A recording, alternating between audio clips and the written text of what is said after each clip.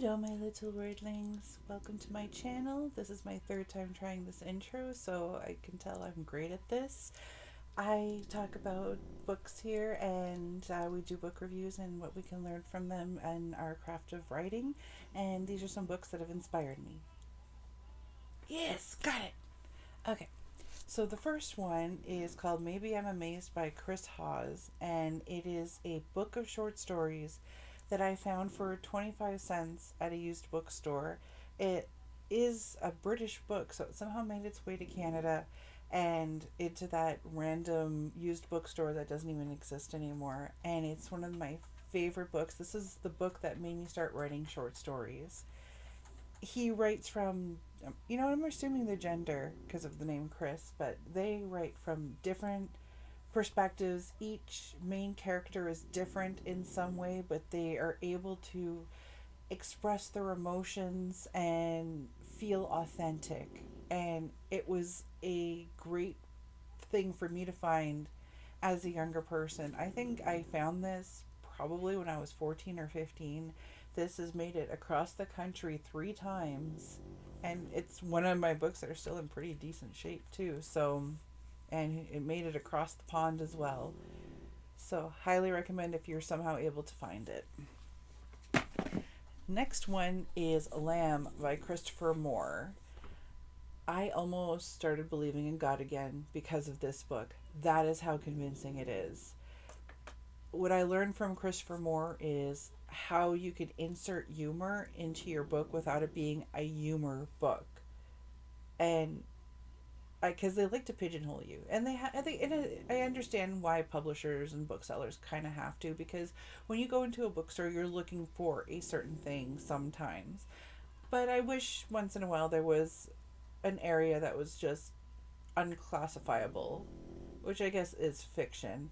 But this is my favorite book from Christopher Moore of all time, and I've read quite a few of his, and it he did actual research. He actually looked into what the history of that part of the world would have been at that time and incorporated it into the book. So it was smartly done, humorously done, and very entertaining and a great read. And I like to think that I am trying to learn how to insert humor even when I'm writing about something serious. I hope you can hear me. I just realized how far away my microphone is.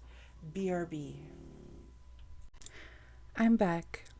And now I understand why my brain was trying to stop me from recording an intro, because the mic wasn't there. And I'm not re recording all that. So stick with me, shall you? I'm a great writer. Leonard Cohen, Beautiful Losers. Up until now, or up until I had read this, I only read his poetry, which was decent. I liked it and it was a good read. But this was different. His poetry is more accessible than his prose, which is an odd thing to say. And it taught me that you don't necessarily have to give away the whole idea in every sentence. You don't have to say, she put the black pot on the white stove and turned the knob right. You can limit what you say and still be very impactful. This is a short book, and those characters once in a while will peek through and give me a little bit of inspiration. And why is it this book? I couldn't tell you, but it I remember I was so excited when I found it too, because I had heard from a teacher about it, and I wanted to impress the teacher because I'm a keener and I want everyone to think I'm smart. I don't want that anymore, because when people think you're smart, they expect things from you. Learn that the hard way. So, yes, but when I found it, I'm still glad that I read it. Can't say so for Finnegan's Wake, but that'll be another video.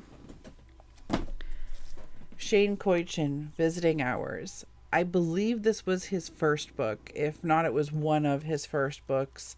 He is a spoken word artist, and if you can look him up on YouTube, he is such a beautiful man. everything he says drips with meaning and love and concern, and the way he writes is just as powerful, but his talent is in his speaking. It I want him to give every speech on to every person at every company and every government for the rest of time, and everyone will always listen to him. If you remember, he actually did perform at the 2012. How long ago were the Olympics? Shit, I don't remember, but he did perform at the Olympics in Vancouver. So, next one, Wifey by Judy Blume. And she taught me to not do what people expect of you. This is a porn book. It's a really good porn book. Fuck 50 Shades of Grey and fuck all that other smutty, romantic-y, dark romance that's going on right now. This is where it's at. 70s woman. How did she put it? Oh, it doesn't even say it anymore. It's on, there was a cover, oh shit, no. I don't have the edition that has the tagline on it, but it was a really good tagline. I can't remember. But yes, this is not even my favorite book from her, but this was the one that shocked me as an adult after reading her as a child for so long. So she won't be ruined for you, but you will be surprised, and you will learn to write good smut. Happiness by Will Ferguson. He taught me to have a good author photo. This does not look like the man that I met. This is my favorite book from him. Happiness, trademarked. Just if it is, a man writes a self-help book that actually works and it destroys the world. So what I learned from this book is humor, again, is powerful if you know where to insert it, and just how to tell the story from a one character. We only know the thoughts and feelings of the one character. I used to try to always do the God mode where I was telling everybody's story at once. You don't need to do that. And if you can develop one character very well, how they react to all the other characters will inform what those other characters are about. And it seems like such an easy thing to say and so obvious, but this was the book that solidified it in my brain that I don't have to encompass a world. That's why I would never be good at fantasy books, because I can't, when I try to write a whole world and develop a whole thing, I never finish. And I'm sure a lot of writers feel like that, but I never finish to a point where it's actually detrimental to my writing. So stay away from it for me. Last but not least, Kiss of the Fur Queen by Thompson Highway. Talk about heartbreaking. This one taught me that even when you're writing fiction, be honest. And I think that kind of encompasses everything about this. This is his best book, in my opinion. He hasn't written much in the way of fiction, though. He's more of a playwright, essayist, but oh my God, so good.